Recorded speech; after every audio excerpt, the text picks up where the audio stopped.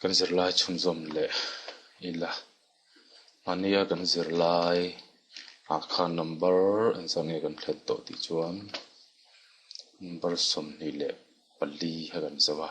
boina chuan som ni panga atanga top leng hi kan sei do na nia le alu chua dan ver kha chu kan sei sing tamal mal poka kan dun ngal mol mol me nga program a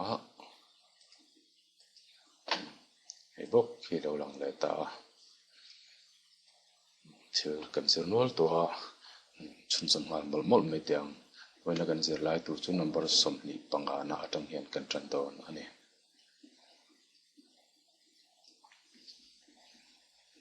tichuan ama kan sei to ang khan tuna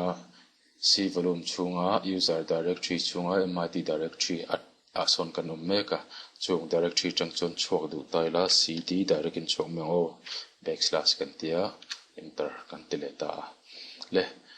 number som ni pani na kan zir lai masazo kan zir kha intile lok teng md directory thar ka siam do na space ka tilenga tichuanin itu du ming antina note tite kan chata enter katita a tichuanin note ti directory ka siam ta tina ne chu note ti directory ka siam chunga chuan voina kan zir lai I kan zir do na ani chuan note ti chunga kan lu ngai don tina ne cd ka lu don khoyamo note intile tiang note chunga ka lu le ta a note chunga chuanin voina kan zir lai tur chu enge ni ti chuanin directory kan siam thiam to atuna chuan file kan siam be thungang chung file chuan tinga kan siam mang ti chuan number som ni panga na copy kon mang hian kan siam do na ni le siam da tu chu hetiang hi ni copy space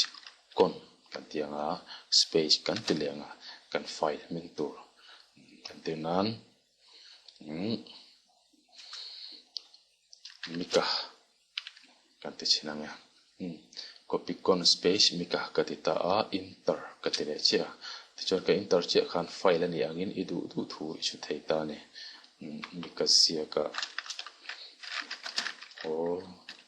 machine cha chu ka enter to che ani dalpan chu ani dik taka ti le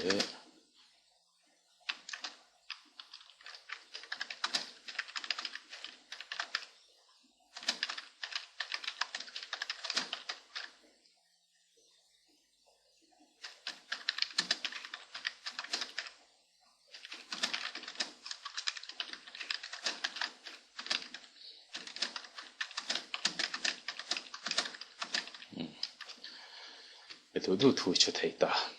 tichuan kan du thu kan chhut zon nuwa kan enter le ta chuan he kan thu chhut sa hi kan en wangwanga ka du le lo emo ka siam le du lo emo iti ni chuan number som ni le paruk na control le c mangin I kan sel le thei ani control le c mangin I kan sel le theya tichuan kan sel to lo maila tuna kan thil chhut me ka hi kan duwa kan save duwa kan da tha don ni chuan som ni le pasari na control le z emo hela ya keyboard ta f1 2 3 ti in clar paging f6 te ka hawa me khan a thei boka idu du mang khan save thei don ni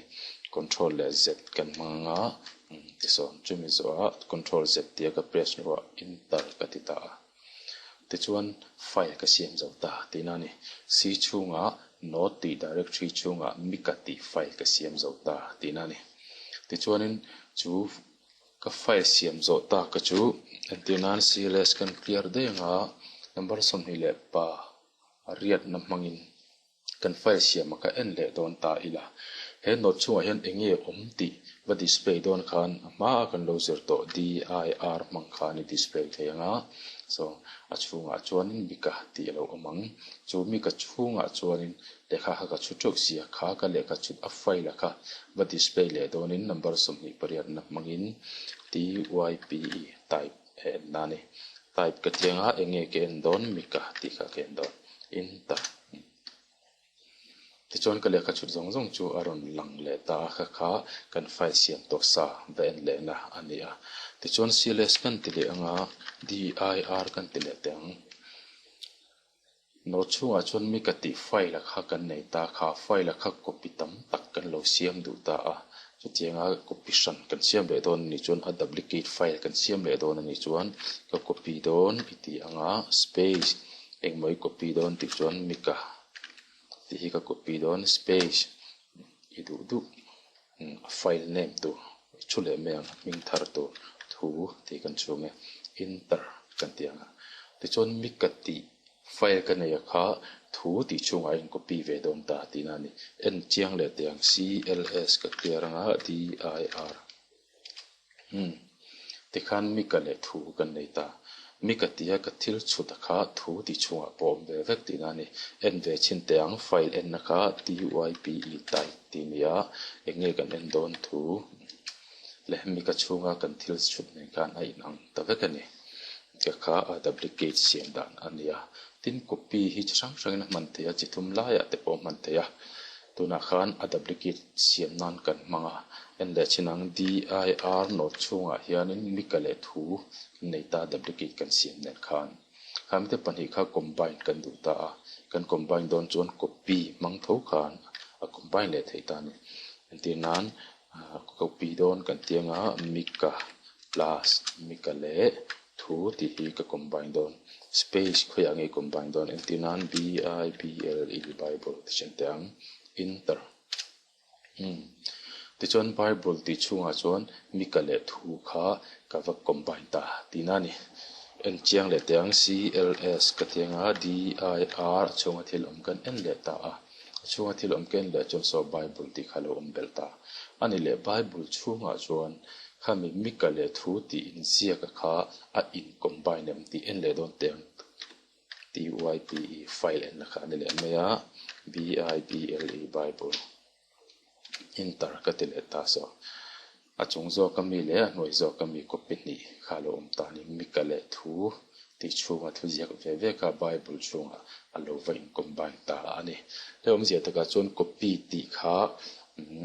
duplicate siam nan kan mang thea chu mai ni lo file chi sang sang combine nan pon kan mang thei ti na ni ti chon copy pakhat om le ta cls kan ti lenga dir ti in chunga thilom kan en le te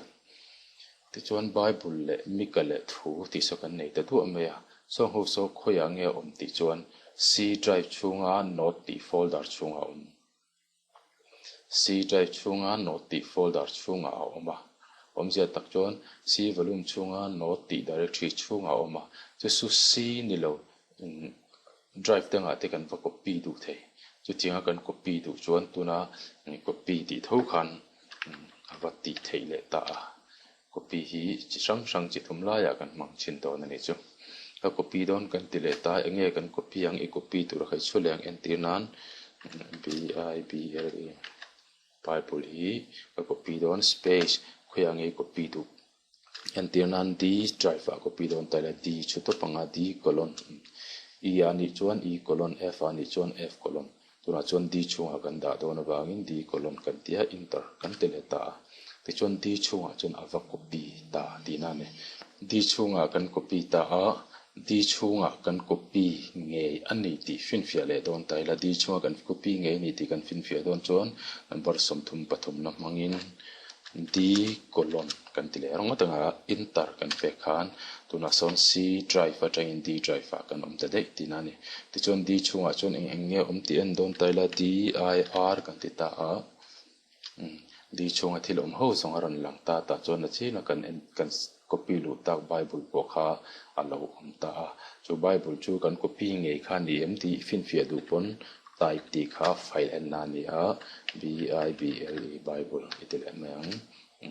kan til copy nge khan ni ati achianga atiang bo khan edu chuan drive ta ngai lu du chela ni chuan e colon ti chuan e drive a